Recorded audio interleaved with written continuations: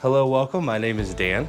I am one half of the Dan duo that is Graffiti Park. So, welcome. Thank you all for coming out this evening. And as the weather changes, a new tide here with rain and wind and coldness. So, anyways, welcome. We got sketches, rendering, and Procreate. So, I'm going to talk for just a couple seconds about what we mean by sketches, renderings, the applications of those two, the differences, as well as Procreate, how it can be used as a resource, as well as the different features that can get you started while you're using it. So by a show of hands, with those that are here, you have Procreate. Do you guys have Procreate already on your iPads? Awesome. And then Trippy, we've walked you through this. Cool. So maybe some of this will be a refresher.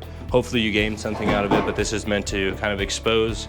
We'll come out first and foremost by saying, by no means do Dan or myself know all the ins or outs of Procreate. So if you have something to offer that can add to the conversation, we encourage you to chime in. So with that being said, we'll talk about sketches. Don't be sketchy, as it says right there. And then we'll talk about renderings, the differences between the two, bringing your sketch to the digital world, how that can be useful both for you as an artist in terms of merchandising your work and multiple uses other than just like canvases and whatnot.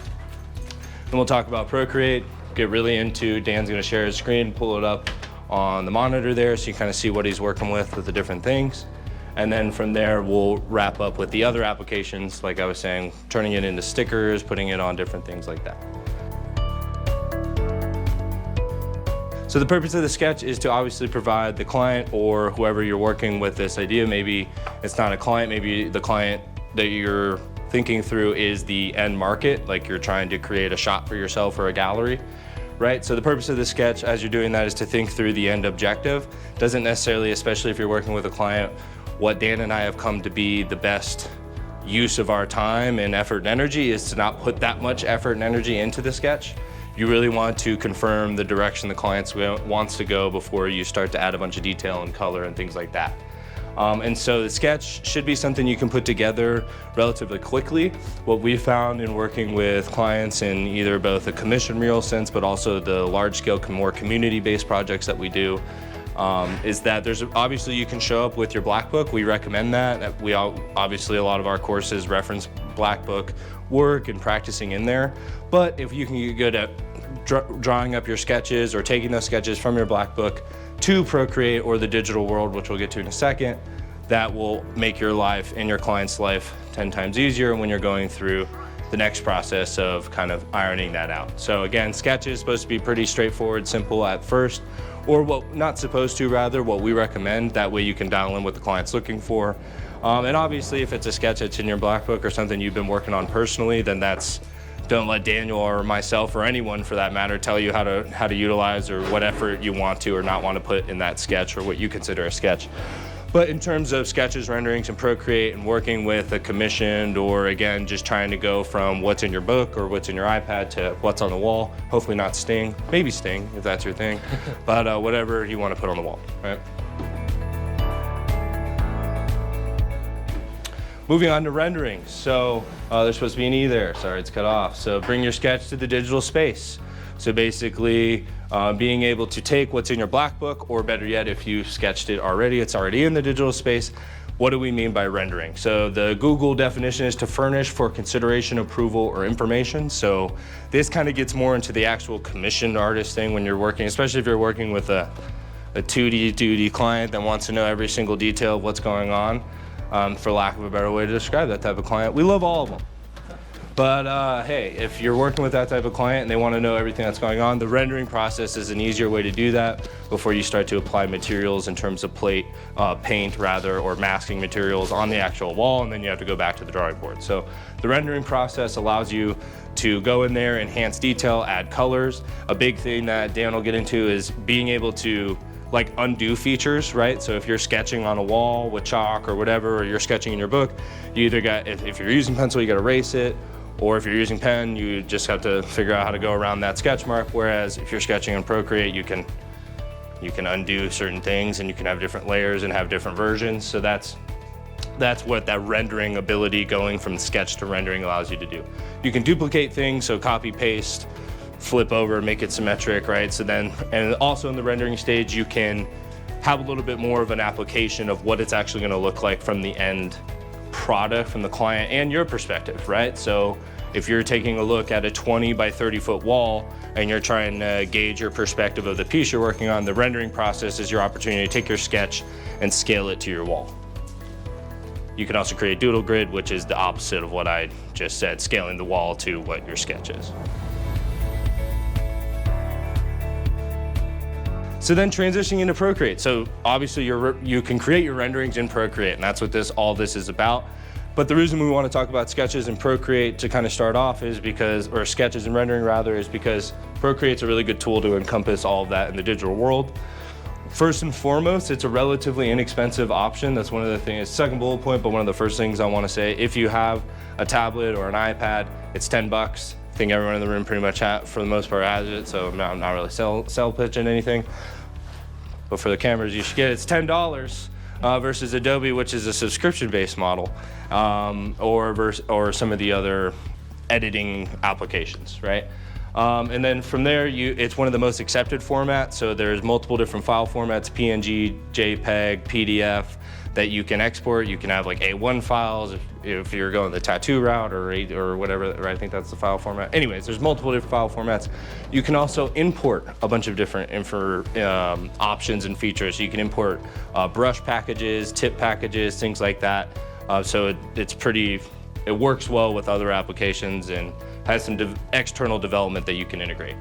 And it's user-friendly for the most part. Once you really get in there and understand the kind of base features, which we're gonna try our best to outline today, then you can really take it whatever direction your style, if you're into realism or symmetry or whatever it may be, right? And then the last thing we'll touch on before we get into our public resources, there's hundreds of other public resources out there. There's tons of videos. Dan and I taught ourselves on YouTube. There's 20-minute videos, 10-minute videos. There's 2-hour videos where they go totally in depth. We'd recommend starting kind of small, biting off what you can chew, and then what you'll find a lot of times is you can get most of what you need to out of those smaller videos. There's lots of blogs, tips, tricks, free packages, all that good stuff. So we encourage you to search the World Wide Web for those public resources. So with that said, I'm gonna turn it over to the other Dan to talk about layers, because life is layers.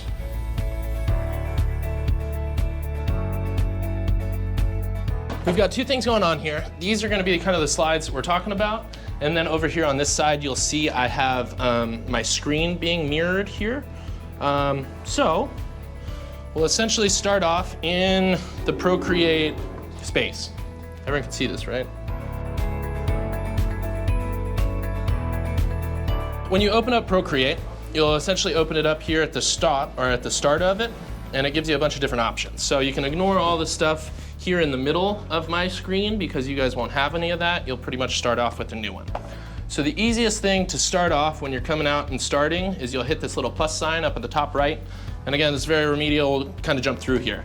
But I want to start off with layers because when we start a screen size, which is what I usually do just because it's easiest, you'll get something like so. This gives you the full size of your iPad to work with so that if you have like an iPad Pro, it makes it much, much easier as you have a lot more surface area to play with. And we'll kind of start off here. So, life is layers. What do I mean by that? The most important feature that you can find on your iPad for everything that you're doing is up here in this top corner in the layers. It's literally gonna be here throughout the presentation probably 2-3 times. Always, always, always start a new layer. Doesn't matter, life is layers. You'll understand why in a bit, but it just makes your whole entire process simplified and cuts down all of your work time in half and allows you to pretty much undo any of the things that you've been creating. So the reason I start off by saying that and saying that it's the most important is because it'll base everything on. So starting off very basic with your render, you'll start with a background color here, right, on your layer, or you can turn that off. Turning off your background color essentially changes your formatting for exporting. So if you're trying to do, say, a PNG for a shirt design or for stickers or for pretty much anything along that lines, you'll start there. And if you want to start with a normal canvas to make it seem like you're drawing on a pad, yada yada, start there. We'll start very, very basic along there. I'm not going to really get into much detail because there's hundreds of videos on YouTube where they teach all about the beauties of layers and how you can combine them later and separate them and copy paste, and there's a whole world of it. That's the Procreate, that's how you save all of your time. Go on there, learn them there. I'll teach some just very basic ones. So we'll jump to your next one. After you have your first layer, we're gonna start with just a normal canvas because it's nice and easy. We're gonna start up here with this wrench icon. And so this wrench icon will essentially bring you to all of your actions that you have within Procreate.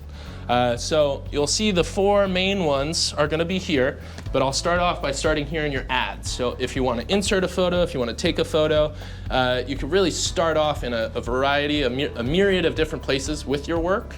I'm gonna show you guys a very basic start, and then we'll kind of apply it towards the end. So in here, I'm gonna go here, add a photo, ignore all the photos I got, and when you add your photo in, you're gonna get something like this, right? Just pretend I added it for my camera roll. So you've got your add-ins. If you go to your next size, your canvas, you can crop and resize your canvas based on according to what you need if you want to do something specific. You have a drawing guide, so you can get your grids in there, so in case you want to do specific lines or add-ins or measures. You can also use your reference here so that if you have a photo or something that you're trying to reference and you're trying to just draw it straight from memory, that's a really cool feature as well. For those of you that like to do it by hand and not trace things, good for you. You've got a page assist here, which really doesn't matter a heck of a lot. And your edit drawing guide, you can get pretty crazy with these ones. So I'll start here. You've got your 2D grid, which is what most of us know is kind of graph paper. Your isometric grids, which is Trippy's favorite because they allow for circles. You've got your perspective, so you can create 2 vanishing points, and then you've got your symmetry. And your symmetry you can even multiply so that it's got 4 symmetries, so it's just horizontal, vertical, depending on what you're trying to do. I really recommend that horizontal if you're trying to do anything with like a scenery. You can see Black does a lot of that stuff and it shows backends. So that's very, very basic. We'll turn off that drawing guide. When you go here to share, this is what we're talking about, is exporting along all of your different file formats. We'll get to that a little bit later. You can time-lapse replay. So all of the stuff that we did here, you can see that. And then you can also see as if we wanted to create a time-lapse for what we are creating right now. Oops, don't purge. We'll keep all that stuff on there because again, we've got our time-lapse. So that's essentially your wrench. That's all of your actions. This is gonna be your most important thing in case you wanna add anything, in case you wanna start, in case you wanna go there. So now we'll get back to adding in a photo. So we'll pretend like we added it in the right way with the wrench. You'll go to add, insert a photo, and you can come up on here. And then with that, we'll jump to our next slide.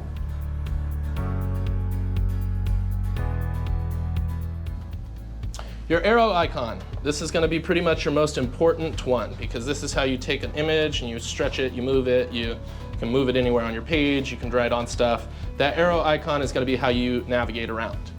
That being said, you can use it for moving an image like so. So in case you want to get it bigger, right, I've got the black lines on both sides of it. So I like to stretch it out to the top because as soon as you are finished with this, it'll cut off the rest of it. And then once you touch the arrow, it's stuck like that. So again, if I go to smaller, now all that black lines has gone off the bottom and you're just using the top. So we'll get it to a point that we like there. You can distort them. I'll get to that in just a second, but this is in the uniform motion, if you'll notice down here. There's a bunch of different methods. So if you're freeform, that's kind of like when you can change the width or the height and you can kind of make them a little funky. You can distort them, so you can pull one to the way side or under and give yourself cool perspective lines that way. We'll go undo on that one. And then you can warp it as well. So this is kind of like your liquify, or if anybody's messed around in Photoshop, you know that you can kind of warp images and kind of liquefy things to make them move. That's how you use those. Again, a lot of different videos on YouTube kind of going into this stuff. I'm going to use very basic general ones here and we'll kind of keep it pushing. On and redoing images. So this is important. Can everybody hold up 2 fingers for me? Well, that's just one, right? I need 2. These 2 fingers are gonna be your best friend in Procreate because if you don't like what you just did, you just double tap the screen and it undoes it. So you can just keep undoing, and just the same, you can keep redoing. Redo is with 3 fingers, undo is with 2. Remember, peace signs up, not the one. Cool. Next one, annotating. So the reason I really like to start here, and why we start with a sketch before we say we get into a render, just to give very basics, right? If say I wanted to come in here, well, first we're gonna add a new layer, right? I'm gonna come in here and add a different photo. So say we'll add, well, I'll go to this one. We'll start off with, say, the Vegas Golden Knights. Or actually, you know what, this is our video. I'm gonna start off here and we're gonna do the Graffiti Park one. I'm gonna start a new layer because we don't need that one for right now. Jump to layer 12, add a photo. It helps if you have all of your photos organized. A lot of us don't. Kind of start, you know, I want one more, sorry. Pardon me.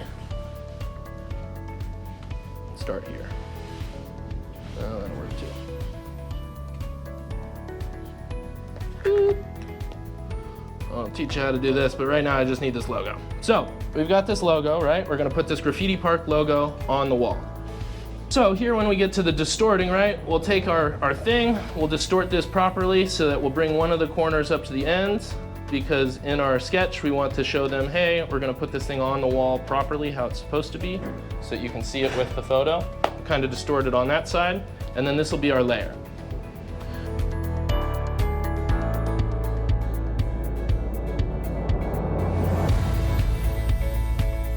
So after you've added your notes, we're gonna start stacking layers a little bit. So now they get the general idea of where we're trying to go with this. So now they're saying, hey, you're good to go with the Graffiti Park logo. Go ahead and start your rendering process. This is kind of where the tips, the tools, the trades of doing this on an iPad comes in a lot more handy. So the reason I say that, say Dan and Dan are the clients, right? And they have different ideas. Dan's like, I want something with a lot of circles. I say, I want something with a lot of squares on it or something like that, right? The nice thing about Procreate is we'll come here to your layers and you can duplicate a layer. You can also stack layers. You can do a lot of different things. So we're gonna start with stacking layers first. So I'm gonna go ahead and I'm gonna take our background image, right? Which is just this board. I'm gonna go ahead and I'm gonna duplicate that one. And then I'm gonna go ahead and turn one of those layers off. So then that way, if I ever screw up on this back layer with the wall, I know I always have something to come back to. I always have the reference photo, or I always have the reference one. That being said, I can stack layers. So I can take this layer and you can click, drag and hold, and I can put it on top of that layer so that these are now their own, so that they both come off with one. Does that make sense? Does everybody see that? When you stack layers like this, so I can come in here and you can, again, double click so you can rename them. So in here, if I said, we'll do wall 1, right? Return. So now these things are all on one layer. I can take off the background color and say I wanted to take this wall and I want to make it that way. And you're just gonna slide to the right and you're gonna duplicate it. And the reason you do this is, again, say I wanna work on this wall 2. Now we're gonna call this one, right? Say I start doing, oops. Again, we'll create a new layer here. And drag the layer on top so that we're all working on the same stop, right? So say on this layer, I wanna add huge, gosh dang it. We wanna add huge orange circles, right? So we're gonna do orange circle, orange circle. And obviously these are very crude, right? Orange circle. No. Correct, yes. So by stacking layers on top of each other, I can make sure that that Graffiti Park one is under. So then even if I'm messing with that orange and I want to do a big old yellow circle there, I could do it and it would be behind the layer of what I'm working on. Again, if I wanted to change that and I wanted that orange to be on top of the Graffiti Park for whatever reason, you literally just change the order that the layers are sitting in. So I show them this one, right? Your wall 2. We're gonna duplicate this one too. We're gonna call this one, say, wall 3. So then on this wall 3, one of the Dans says he likes squares better, right? So here we're gonna do square ones. Oh, that's gonna make the whole thing orange. Make little squares. Little squares. So now we've got our very crude renderings done, right? Send them back to the client. Hey, do you like squares? Or do you like circles? if they say, hey, I hate both of those, can we go back to the first one that we have? You still have that here on your wall 1. So again, if a client comes back and he's got 50 revisions for you, you say, hey, totally fine. Each revision costs extra, first and foremost, but followed up by that, I'll give you as many renderings as you want because they're so easy for me to change on here. If they said, hey, on that first render that you did, can we move something? Can we take this, logo and can we move it a little bit off to the right or to the left or to the whatever? Sure. It's all easy because all you're doing is replicating steps. And if they're all here on the same side, you never have to worry about copying, pasting, redoing any of the things because you can always just duplicate them. So again, layers, key. They're the biggest portion of Procreate and they're the biggest help to everything that you're trying to do. Now, say we wanted to flatten these. So I really like this wall, right?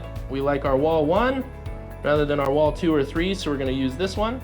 Say I wanna take this now and I wanna actually start I'm gonna go after it. So I'm gonna give them a full-fledged rendering so that they see exactly what is gonna be on there as opposed to what's not gonna be, so that they know, right?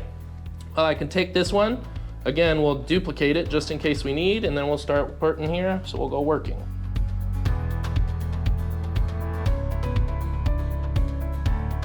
So, now that we've got this idea down, right? We're on this working wall. We can take off the little layer. We'll add a second layer up on in there. And again, you can see we're at 26 layers at this point. There's so much you can do. There's so many different layers. You can stack 170 layers on top of each other if you want to give it certain aspects, and then you can flatten them all down into one.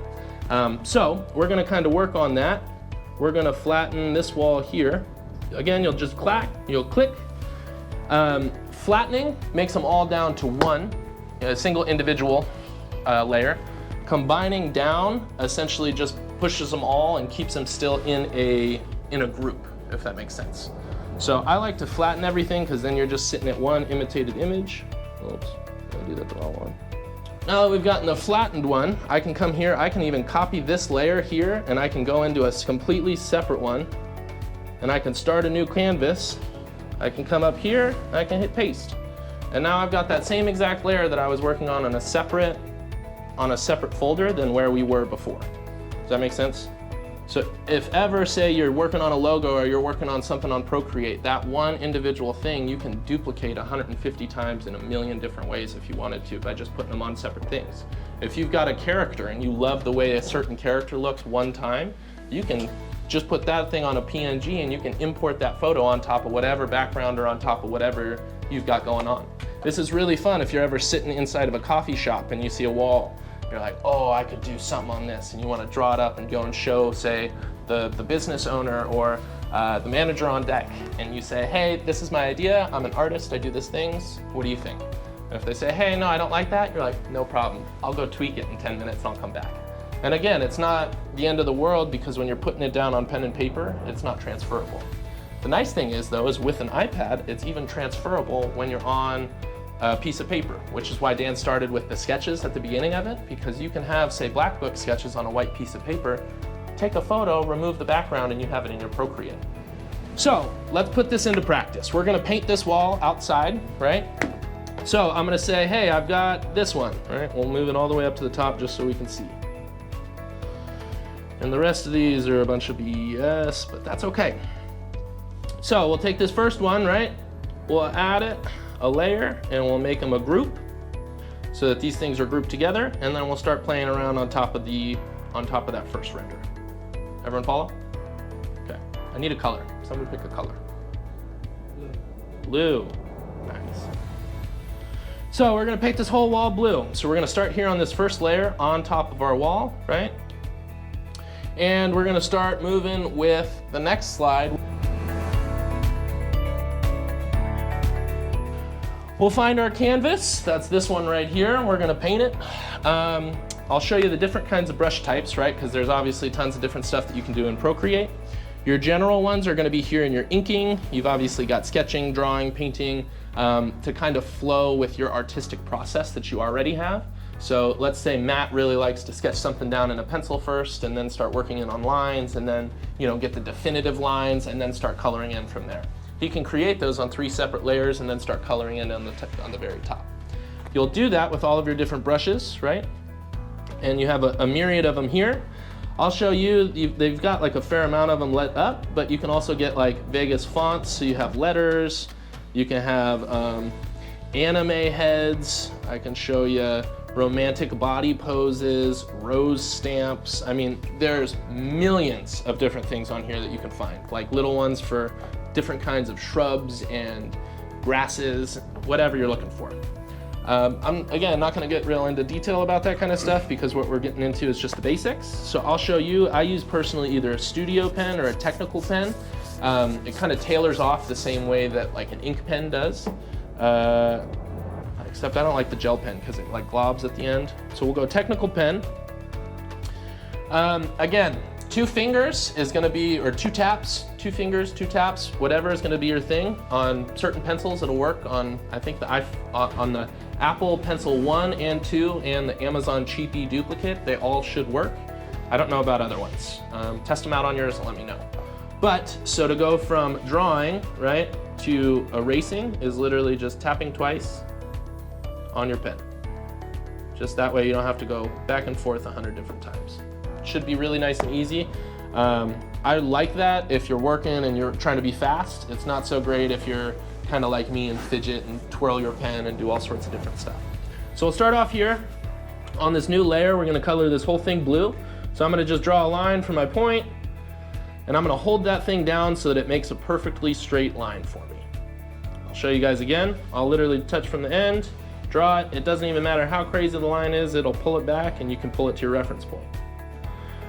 You can edit the shape on that line. So I can move the end point a certain way, I can move the top one, and it doesn't just stop with lines, it continues. Obviously you guys saw I do circles, ovals, yada yada. Those will work. Squares, obviously. Trapezoids, rhombuses. Like it'll make anything for you. Just hold it down, and especially arcs, like even if you want like say half a circle. And you can play with it that way, and you can go up and edit the shape. So if you wanted to move a certain way, if you needed to wrap around a circle, this is really important for, you know, lining out just about anything that you need.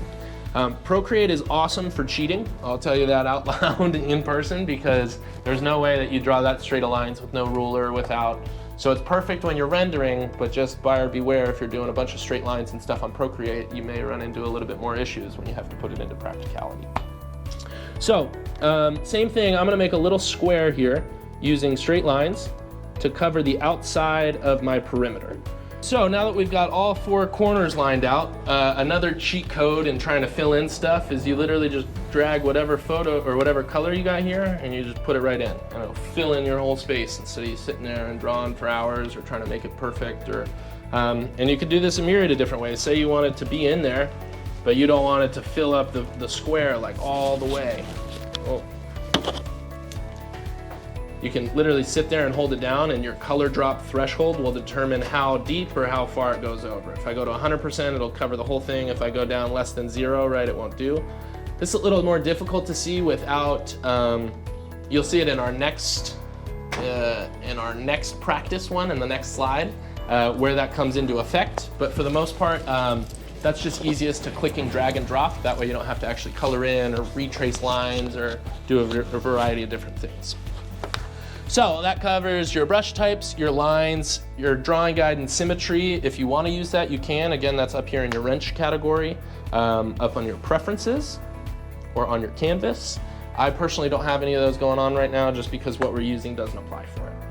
So who's got a logo or something that's got a white background and you hate changing it and hate photoshopping around the corners because it takes forever and it takes too long? Does everybody know what I'm talking about?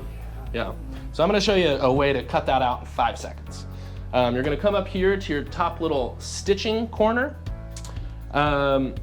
Underneath here, you'll have a couple of different ways. So you can literally drag and drop or clip or cut and paste using all of the bottoms. I'm gonna go here to automatic and remove because I'm trying to remove the white background behind it.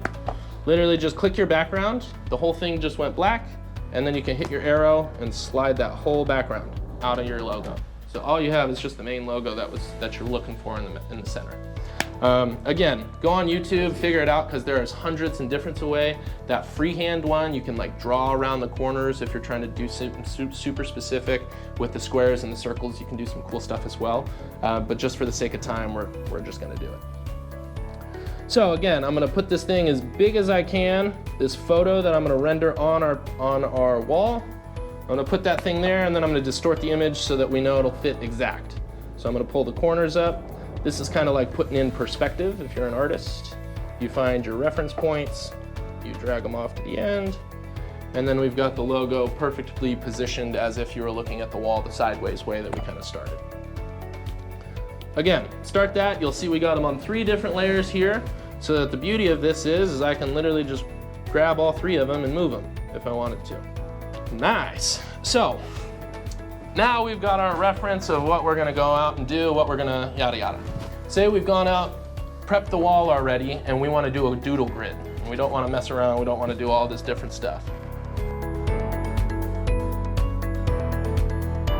Line it out, yeah, so that's what we just did. With the blue box, we lined it out, we filled in the box, we added the logo, moved as necessary, and now the wall outside is painted blue, right? And we don't wanna go through all the BS and so we can do a doodle grid.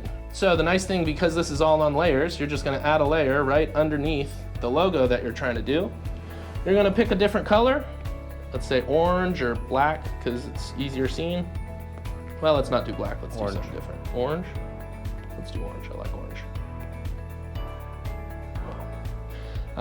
So then you can come through here, we'll draw circles, smiley faces, X's, O's, P's. We're gonna draw Riot's name because he's right here and in my face. We got Randa, we got Dan, right? And you can't see anything that I'm drawing on because I'm all under the logo, right? So if we put this thing above the logo instead, we'll just draw circles, X's, O's, smiley face. We got Riot, we got Randa. Oop, spelled that wrong, dyslexia is killer. Draw some squares, some shapes, some X's, some O's. If you try and like draw it on the inside of what that logo will be, right? Then when you come over and you place this thing right on top, it should cover all of it. Very minimal blue spots going around. That's kind of how they use the doodle grid, reverse way, if that makes sense. Usually, right, you'll go out, you'll put all the doodles on first, and then you can kind of patch it out and do the background after. This is, say, if you're trying to make stuff look exactly like a sticker, or if you're trying to get as close as you can with cheating. So we've gone over your doodle grid. We've done all this stuff. This is how our final photo will look right on the outside. So that's a very quick overview on how to do walls, and then you can really up the professional ante on these if you want to as well. So what I mean by that is if we did, here's what I'm gonna do. I'm gonna duplicate this layer just to show you. We're gonna take that layer off so that we're working on a complete duplicated side. I'm gonna delete the doodles, and so we've got this side now, right? If we wanted to essentially delete this one and just keep our blue, right? Now we have what our, now we have our complete canvas without any of the actual peripheral or any of the background photos, okay? So this is perfect when it comes to professionalizing your renders and making sure that they're everything that you want them to be before you send them to a client, okay? So in this instance, just because we're here, let's pretend that the client provided us the bad photo, this photo, right, that was pointed on the edge, and they wanted to see it, right? Because you didn't want to go out and walk through and do a whole thing. So you just told them to send you a photo. And then you want to be nice and easy, so you don't want to yada yada. So taking this professional render, you can do a couple of things. You can either take off that background and give them an idea of what it'll look like, just per example, on the one. You can change that background color to say something a little lighter on the eyes so that they can get an idea of what you're trying to do. And then you can come here, and if you wanted to add another layer, and again, annotate on top of all of it, so you're say, you know, abstract background. Yeah, it's got all sorts of different stylistic stuffs on there. You can kind of get it into there so that it eventually, oops, and we're jumping through a little bit, but so that you can get renders that look like these. And so this is one that we're gonna actually do upcoming. I'll shorten it up this way. But so you can see we outline the entire wall of what we were gonna do. It's got funky little outs and ins, so we made sure to outline the whole thing. And this is just, it blurs out everything around it so that they can focus on your artwork and what you're gonna do. Because just we've noticed in the past, if we send them the photo back and they notice there's trash on the ground or there's prepped walls or there's anything beforehand, they're always asking questions. Whereas suppose this one gives you a good idea, the exception of some cars sitting right there, of what it'll absolutely look like by the time we're done with it. Does that make sense? Beautiful. So we're gonna do a little practice here, something a little fun. Who does not have an iPad right now? Come here. So I'm gonna have you sit here and we're gonna show you guys something pretty cool here. So we'll go through here, we'll create a new screen size. We'll start off, right? We've already got our first page. We're gonna pull up my picture of John here. Bam, baby. All right. Oh, sorry, I'm right in your way, huh? So we've got our photo of John here. Now the first thing that we're gonna do, because we're taking this into, next one, we're gonna cartoon ourselves right now. Is it not working? Now we're talking. You can see we had a wonderful model a little bit earlier. Can anybody tell me who that is? Now, that being said, we're gonna take John here. The easiest thing to do, okay, you insert a photo, and this is a big one, is called changing the opacity. So again, you're gonna go here to your layers, you're gonna take your beautiful 2 fingers, you're gonna tap the layer, and you can slide that opacity all the way up, down, backwards, forwards. So I like 30% right around there. Gives you the option to see it. So we're gonna go in here, we're gonna create a new layer. We're gonna have him just go straight to black lines, and I'm gonna ask you please sketch and draw very crudely, obviously, but I just need a couple of lines, draw the face, big point, and we'll go from there. If you guys have iPads, I encourage you to follow along. We'll make a cool sticker and we'll kind of play along with what we got right now. So while we're going over this, the point in doing all of this is Procreate opens up 1,000 of different options for you. If you're not the best at drawing something freehand, if you want to get better at your pen pressures or you can do all of these things through Procreate specifically. Now, what John's doing as he's drawing himself out, again, the perfect first thing to do is get all of your lines down. So you've gotten your photo, you've changed the opacity on its original layer. You start sketching yourself before you wreck yourself. You'll sketch yourself on a separate layer than the photo was on. That way you can take the photo off and all you have is your sketch lines on your layer. After that, we'll get into resizing it, putting it into the proper things. And this is kind of where I will say, again, go online and search for your resolution images. Because if you're trying to make super small stickers, you don't want it at the screen size of the iPad. You want them something like a little smaller or in a square and a circle cut out. That way you can duplicate really easily. Nice. So we're getting down to the end. It's pretty good. Dude, that's solid. Oh, other side. Simple enough? Yeah. All right, so we're gonna make this one a sticker now. Thank you. That's perfect. Everybody give John a hand. Thank you, John.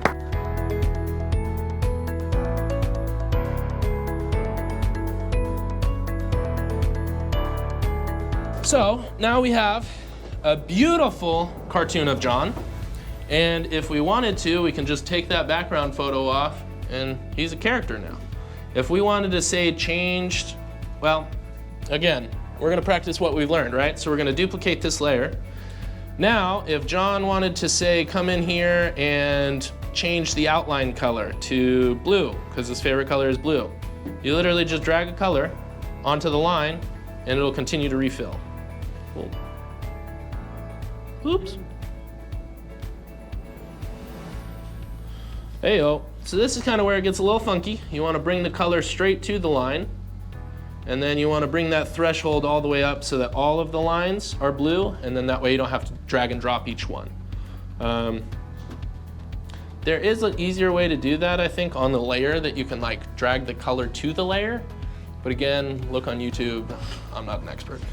Well, I am an expert, but you know what I mean. So this is awesome, right? We have John. If you wanted to come in here and you wanted to color him, right? You can come to a different layer. Oops. Wow. Where are we going? Again, if you want to like make him have a red shirt or a red whatever, you can just keep adding photos, add where you want, cartoon yourself the way you need to.